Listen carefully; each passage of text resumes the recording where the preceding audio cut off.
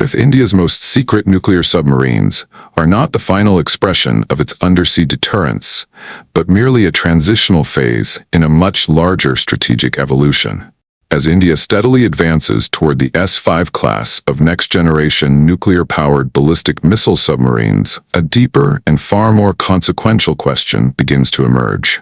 What should be the future role of the existing Arihant-class fleet once the burden of nuclear deterrence is gradually transferred to more capable platforms? The answer may not lie in retirement or redundancy, but in transformation. Before we move forward, please like, subscribe, and share Strategic Vanguard, and be up to date with the latest news and happenings from the world of defense and strategic affairs. Tune into our video channels in Rumble and YouTube. And if you want to hear the audio version, please tune into Strategic Vanguard Deep Dive in Spotify.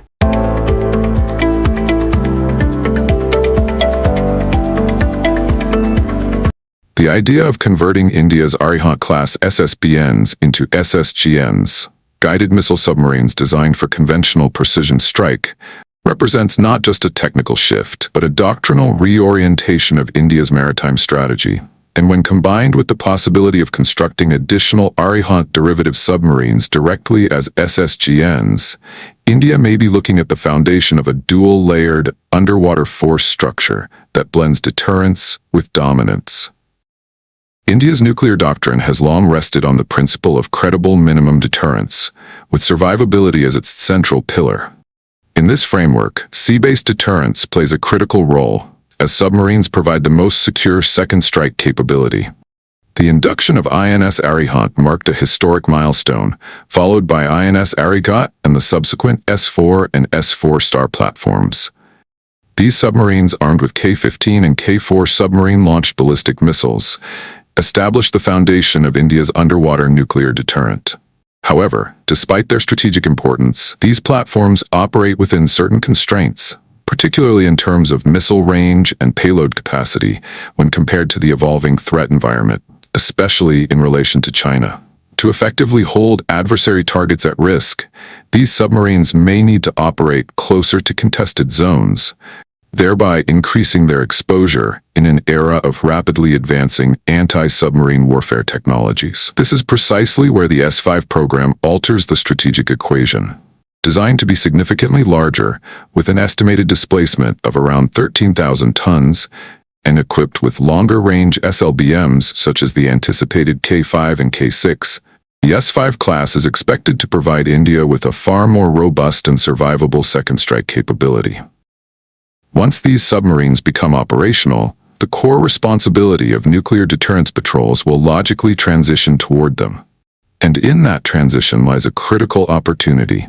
What should India do with the Arihant-class submarines once they are no longer the primary carriers of its nuclear deterrent? History offers a compelling precedent. In the post-Cold War era, the United States Navy faced a similar dilemma with its fleet of Ohio-class submarine SSBNs. Instead of decommissioning them, the U.S. chose to convert 4 of these submarines into SSGNs, equipping them with up to 154 Tomahawk cruise missiles and enabling them to conduct conventional precision strikes as well as special operations missions. This transformation effectively turned platforms designed for nuclear deterrence into highly versatile instruments of conventional power projection. The question is whether India can adopt a similar approach, and whether its strategic environment demands it. The case for conversion begins with the concept of strategic redundancy. As S-5 submarines assume the central role in India's nuclear triad, the Arihant class will gradually shift from being frontline deterrence assets to secondary platforms. However, in strategic terms, redundancy is not waste, it is potential. By converting at least a portion of the Arihant-class fleet into SSGNs, India can unlock a new dimension of naval capability without discarding existing assets. These submarines, once modified, could serve as stealth platforms for launching long-range cruise missiles such as BrahMos or future indigenous systems, enabling India to conduct precision strikes deep within adversary territory from underwater positions of concealment. At present, India's conventional maritime strike capability from submarines remains limited. Surface ships and aircraft provide strike options, but they lack the survivability and stealth of a submerged platform.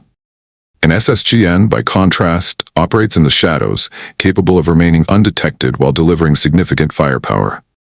This becomes particularly relevant in the context of the Indo-Pacific, where maritime competition is intensifying, and the ability to project power without escalation is becoming increasingly valuable. Against adversaries like China, whose naval presence in the Indian Ocean region is expanding through infrastructure, deployments, and strategic partnerships, India requires not just deterrence, but credible offensive capability that can shape outcomes in both peacetime and conflict scenarios. Furthermore, the conversion approach offers a cost-effective pathway to capability enhancement. Building new nuclear-powered submarines from scratch is a resource-intensive process, requiring years of design, construction, and testing. Conversion, while technically complex, can be executed faster and at a lower cost relative to new builds. This allows India to accelerate the development of its underwater strike capability without waiting for entirely new classes of submarines to be inducted. In a rapidly evolving strategic environment, time itself is a critical variable. However, the strategic vision need not stop at conversion alone. A more comprehensive approach would involve a two-pronged strategy. First, the gradual conversion of existing Arihant-class SSBNs into SSGNs as the S5 class takes over deterrence patrols.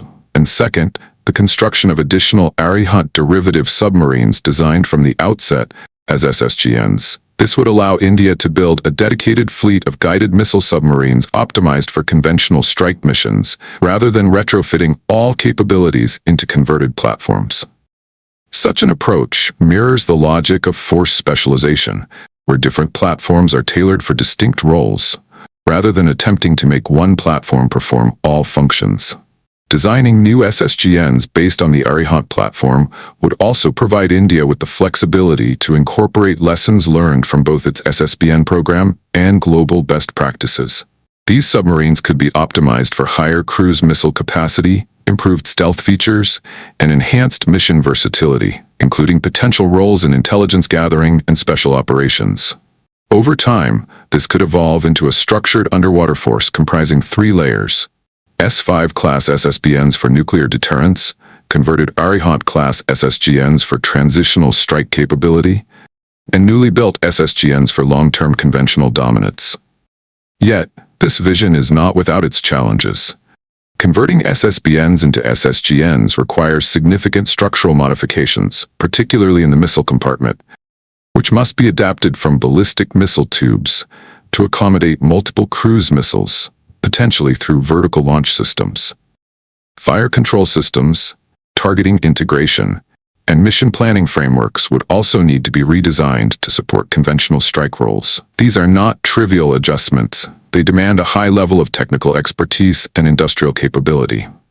Moreover, India's experience in such large-scale submarine conversion remains limited, which introduces additional complexity. There are also doctrinal considerations. India's current nuclear posture emphasizes restraint and defensive deterrence. A visible shift toward SSGN capabilities, particularly if framed as an expansion of offensive strike power, could be interpreted differently by adversaries and observers. Strategic signaling must therefore be managed carefully, ensuring that such developments are positioned as enhancements to conventional capability rather than deviations from established nuclear doctrine. The balance between deterrence and escalation control will remain a critical factor in shaping how such a transition is perceived. And yet, despite these challenges, the underlying logic remains compelling. The future of naval warfare is not defined solely by the possession of nuclear weapons, but by the ability to project power with precision, flexibility, and ambiguity. SSGNs embody this principle. They operate below the threshold of visibility, yet their impact can be decisive. They provide options in scenarios where overt escalation is undesirable, but strategic pressure must be applied. As India stands on the threshold of the S5 era, it faces a choice that goes beyond platform acquisition. It is a choice about strategic imagination. The Arihant-class submarines were conceived in a different phase of India's security environment, one where establishing a credible nuclear triad was the primary objective. That objective has largely been achieved. The next phase requires a shift in thinking, from establishing deterrence to leveraging capability. In that sense, the conversion of Arihant-class SSBNs into SSGNs, combined with the construction of new SSGN platforms based on the same lineage, represents not just an option, but a pathway. A pathway toward a more versatile, responsive, and strategically agile Indian Navy. A pathway where underwater platforms are not confined to a single role, but become instruments of both deterrence and decisive action. Ultimately, the question is not whether India can undertake such a transformation. The technological and industrial challenges, while significant, are within the realm of possibility. The real question is whether India chooses to align its strategic thinking with the evolving nature of maritime power. Because in the silent depths of the ocean, where visibility is limited and uncertainty prevails, the advantage belongs not just to those who possess capability, but to those who know how to redefine it. Thank you for joining us on this strategic Vanguard deep dive. If you found value in this analysis, don't forget to like, share, and subscribe to our channel. We bring you fresh deep dives every Wednesday and Saturday here on YouTube and Rumble, and you can also catch the audio versions on Spotify and Amazon Music. Just search for Strategic Vanguard Deep Dive. For more insights, articles, and discussions, subscribe to our blog at strategicvanguard.com. Your support helps us grow and bring you more in-depth analysis on defense, geopolitics, and strategy. Until next time, stay informed, stay strategic.